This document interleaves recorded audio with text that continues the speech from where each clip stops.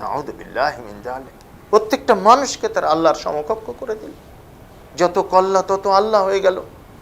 এই যে ডাইরেক্ট শিরকি আকীদা, এটা সুফিরা লালন করছে। এটা মারেফাতের নামে, তথাকথিত মারেফাতের নামে মুসলিম সমাজে আজকে অনুশীলিত হচ্ছে। আত্মাহারিক টিভি, ওহির আলোয় উদ্ভাসিত জীবনের জন্য। আসসালামু আলাইকুম ওয়া রাহমাতুল্লাহি ওয়া বারাকাতুহু। নাহমাদুহু ওয়া নুসাল্লি আলা রাসূলিহিল কারীম, আম্মা বা'দু। দূরের এবং কাছের সকল শ্রোতা ভাই বোনদের আত্মাহারিক টিভি চ্যানেলে আমন্ত্রণ জানাচ্ছি।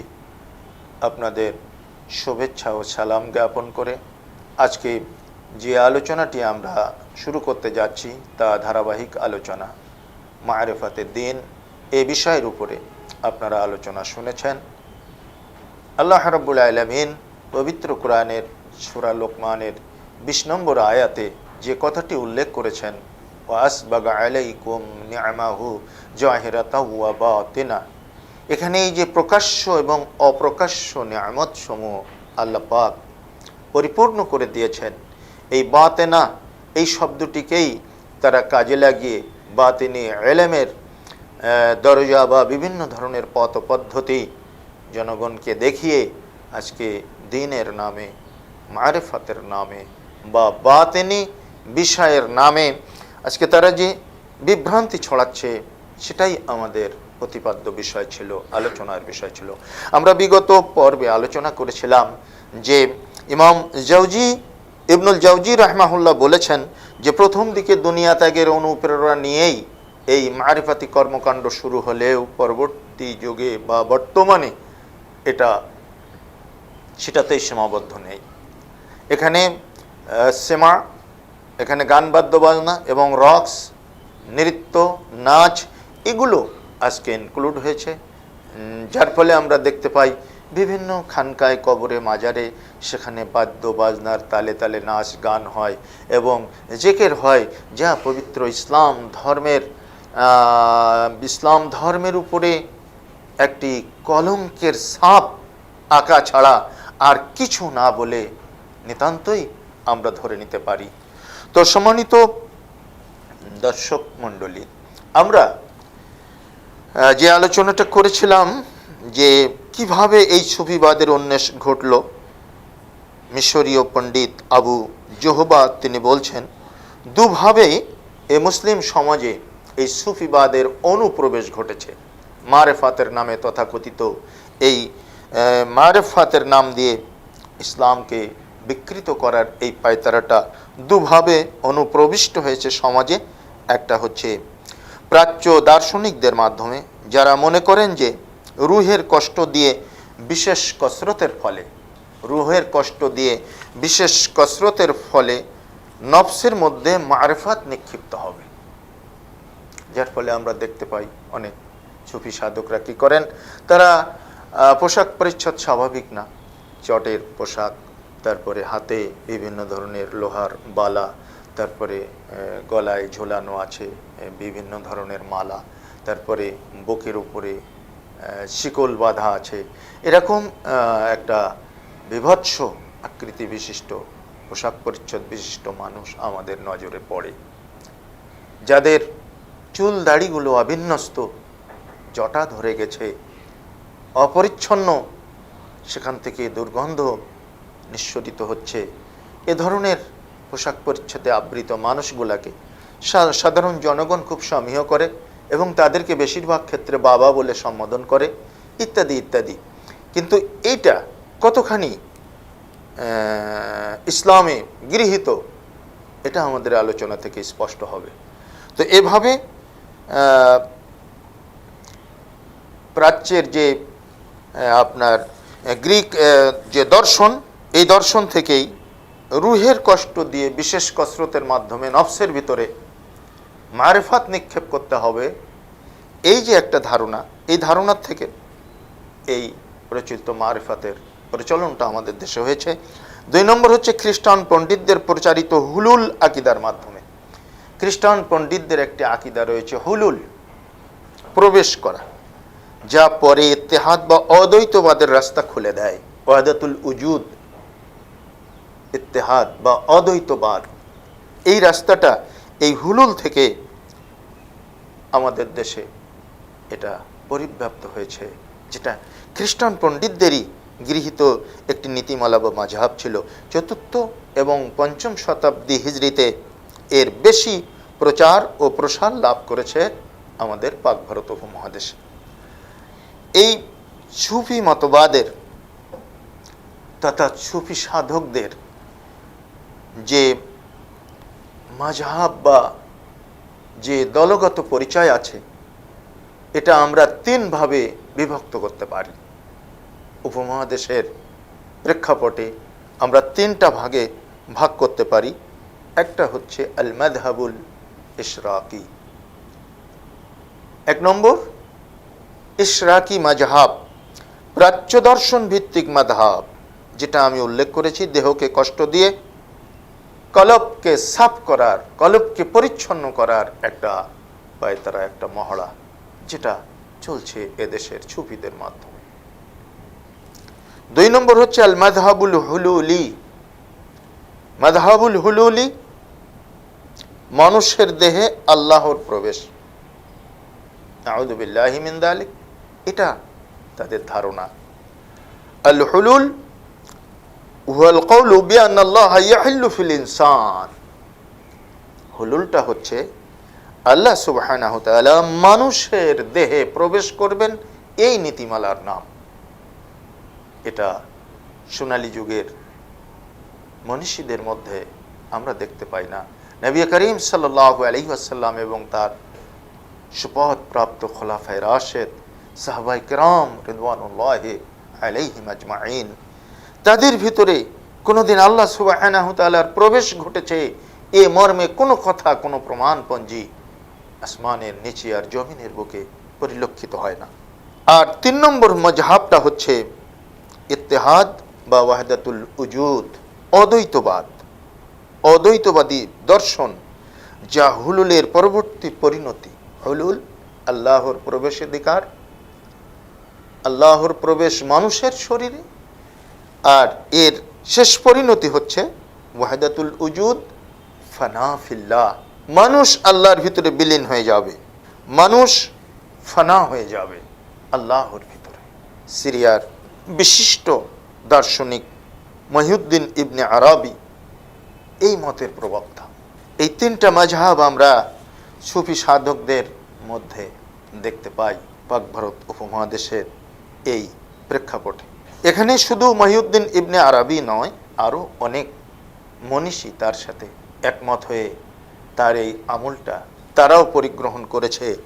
এরকম প্রমাণও পাওয়া যায়, যারা ফানাফিল্লার এই কুফুরি আকিদার দর্শনকে কাজে লাগিয়ে ঠিক হিন্দুদের দর্শনের সাথে মুসলিম আকিদা বিশ্বাসকে মিলিয়ে ফেলেছে। হিন্দু দর্শন হচ্ছে হরির উপরে হরি, হরি শোভা পায়, হরিকে দেখিয়া হরি, হরিতে লোকায়। তাদের দৃষ্টিতে পানিও হরি, পদ্মের পাতা সেটাও হরি, ব্যাঙও হরি, সাপও হরি, সব হরি। তাই এভাবেই বলা হয়েছে যে হরির উপরে হরি, হরি শোভা পায়। পানির উপরে পদ্মের পাতা ভাসমান রয়েছে, তার উপরে একটা ব্যাঙ বসে আছে, একটা সাপ তাকে ধরার জন্য যাচ্ছে, সাপকে দেখে ব্যাঙটা পানির ভিতরে লাফিয়ে পালালো, তো সবই হরি। এজন্যই বলা হয়েছে হরির উপরে হরি, হরি শোভা পায়, হরিকে দেখিয়া হরি, হরিতে লোকায়। এই যে সব হরি, সব যে নারায়ণ, এই মতবাদ হিন্দুদের। প্রত্যেকটা মানুষকে তারা নারায়ণ ভাবে, নররূপী নারায়ণ, এটাই তাদের আকিদা, তাদের বিশ্বাস। ঠিক এই হিন্দু বিশ্বাসটাকে মুসলিম সুফি সাধকরা আমাদের মাঝখানে আমদানি করে তারা বলল যত কল্লা তত আল্লাহ। নাউযু বিল্লাহি মিন যালিক।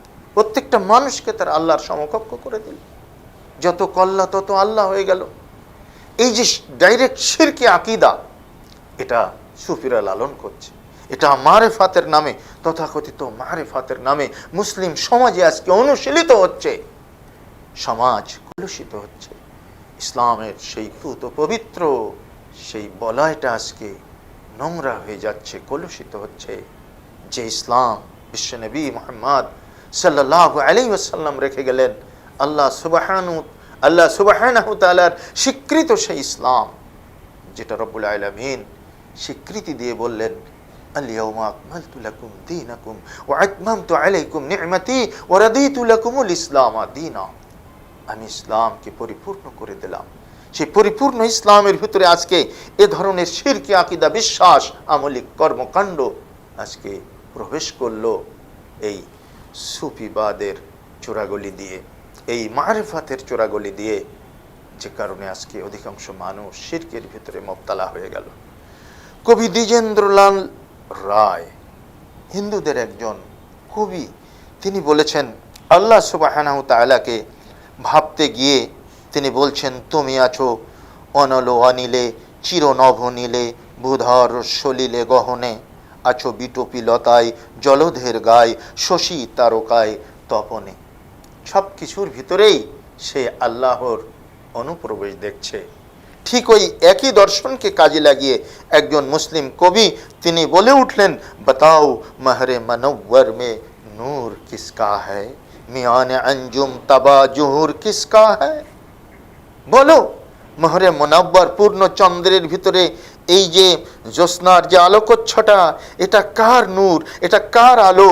মিয়ানে আঞ্জুম তবা জহুর কিসকা হ্যাঁ, অসংখ্য তারকারাজির ভিতরে যে আলোক বর্তিকা বিচ্ছুরিত হচ্ছে, এটা কার আলো, এটা কোথা থেকে বিচ্ছুরিত হচ্ছে। অর্থাৎ তার দৃষ্টিতে এটাও আল্লাহ সুবহানাহু তাআলার নূর। তারকারাজির মধ্যে, চন্দ্রের মধ্যে অনুপ্রবিষ্ট হয়েছে, আর সেখান থেকে সেই নূরের তাজাল্লি বিচ্ছুরিত হচ্ছে। এটা মুসলিম কবির ধারণা। দ্বিজেন্দ্রলাল রায় যে ধারণা পোষণ করে কবিতা লিখলেন, ঠিক মুসলিম কবিরাও একই সুরে এই কবিতা আবৃত্তি করলেন।